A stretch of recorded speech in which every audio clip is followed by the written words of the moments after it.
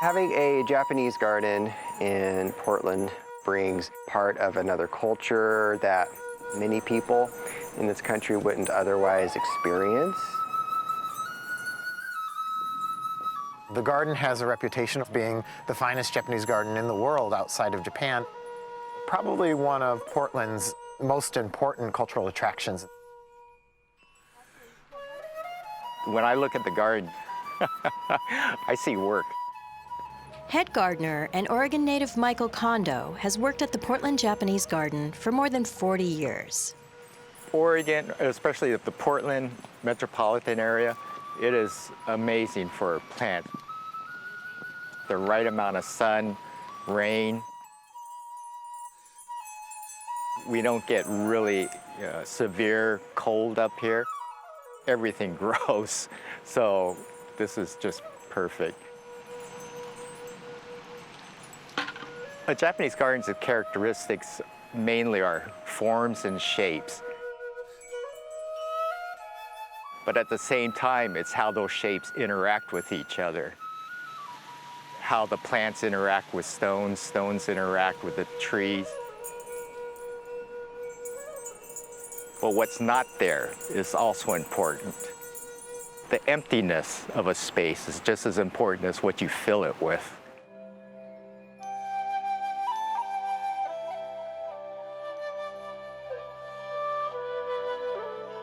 Many of these gardens in Japan were done in miniature scale.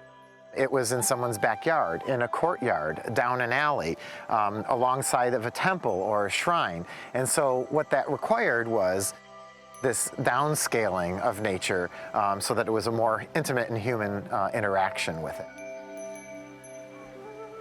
Stephen Bloom is the garden's CEO and self-described ambassador. In 1959, when Sapporo and Portland became sister cities, remember it was less than 20 years after the end of the war, the community was looking for a way to heal wounds of the war, but also they were looking for ways to increase economic ties between Oregon and Japan as well. Portland leaders suggested locating the garden on the site of the old city zoo and commissioned Professor Takuma Tono to design it.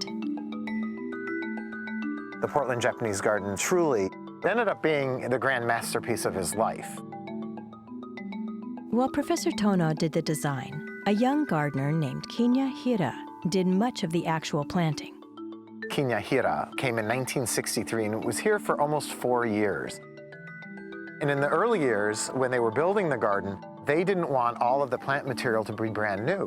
So they would get in their car and they would drive around the neighborhoods of Portland. And when they found a tree or a shrub that they wanted for the garden, they would stop and they would say, hey, we're building this Japanese garden, would you donate that tree? And so many of our signature trees in the garden, they were actually donated out of people's yards. But not all Portlanders were generous. Kinya Hira, while he did his job, had a tough time of it. There was still a lot of anti-Japanese sentiment. He would come home and there might be a gang of people spray painting across his trailer, "Go home, Jap." And as a matter of fact, one night he was stabbed. He felt very unwelcome.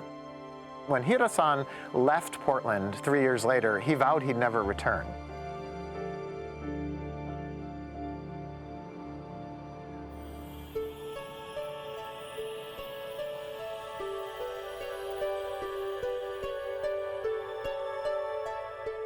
What the designer, Professor Tono, wanted to represent was the difference in different kinds of Japanese gardens.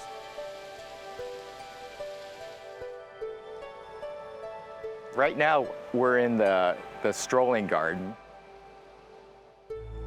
You're hearing the water. It's supposed to kind of calm you as you're walking through. And then as you go down below, you'll see the tea garden. It's like you're looking at a picture and you're looking through the windows that are open and it frames the garden. Then from there, we go to the Heavenly Waterfall. That's part of the strolling garden. You're just feeling the water, the falls, the sound. Actually, when I first started here, you still had the road for the Portland Zoo. And the Heavenly Waterfall used to be a bear pit. It's where they kept their bears. I guess my favorite garden is the natural garden. It sounds funny, but it is difficult to make something look natural. Down there, you don't use clipper, you use scissors. And it's also the one place where you really have to walk slowly through to get everything. A pavilion stands in the garden's most formal area. It's known as the Flat Garden and features views of the shapes, forms, and empty space characteristic of Japanese design. The Sand and Stone Garden, another mainstay of Japanese garden design, is probably the most abstract. This is a kare sansui, which means dry mountain water in Japanese. And the rake patterns represent the ripples in the water. In a Japanese garden setting, you have to have water, even if it's in a symbolic sense.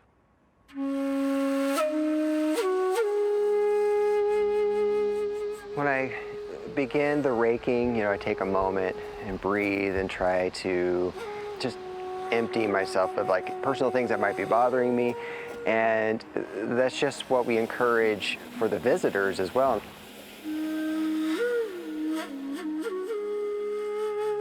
It's also a nice place to meditate and sort of draw your own conclusions. The Sand and Stone Garden is an oasis of stillness year-round. The rest of the garden is in a constant state of change. Spring is definitely a favorite for a lot of people just because you have flowers and you have the leaves that are just coming out. Summer is when you really start seeing the shapes of plants. Fall is my favorite time just because when it comes, you just start seeing the fall colors, and that's just amazing up here. This Japanese maple has become a Portland icon. Come here on the right fall day, and you'll have to wait your turn to get a shot. It's also not unusual to find folks who have come a long way to get theirs. Walter Santos drove all the way from San Diego. Yeah, 16 hours straight. I saw on the website the colors were going, and so I'm a photographer, so whenever that happens, I'm there.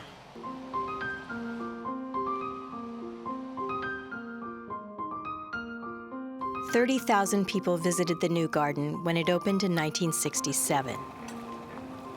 Today, that number is closer to 500,000 visitors each year. To handle it all, the garden added a new cultural crossing village. The village has places to shop and eat, as well as space for performance and education. The multi-year project was designed by Kengo Kuma and presented garden curator Sadafume Uchiyama with as many challenges as opportunities. One of the most important features is how we sort of direct the water.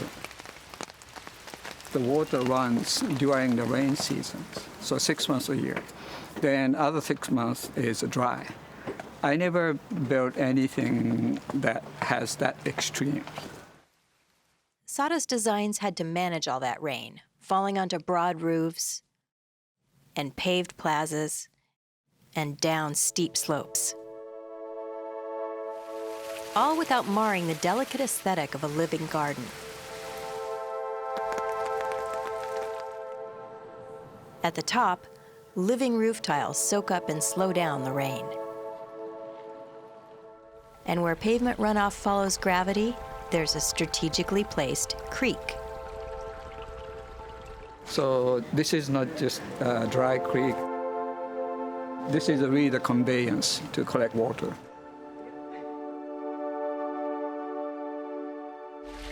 And then this one continues all the way to another creek.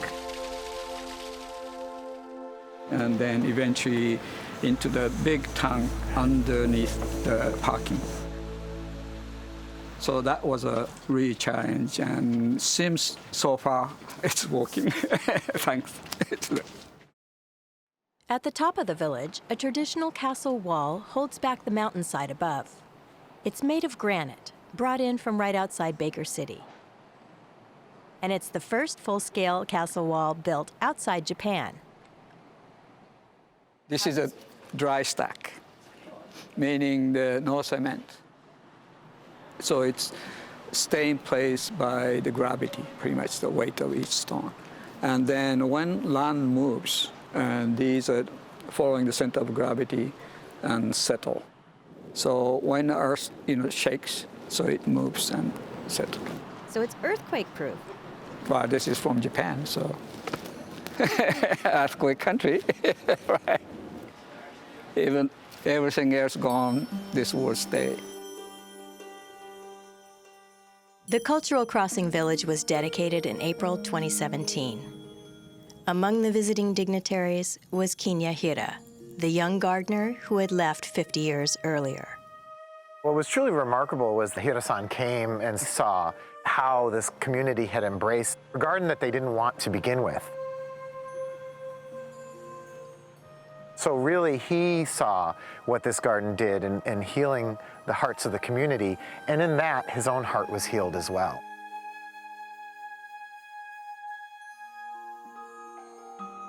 It's this unique combination of Japanese garden design that's wrapped in the Pacific Northwest, in our Douglas firs and our cedar trees. That's what makes it truly unique. I think Oregonians can be truly proud of what they have here. When you think about the phrase world class, this garden stands up to the best in the world, and not just of Japanese gardens, but of gardens across the globe.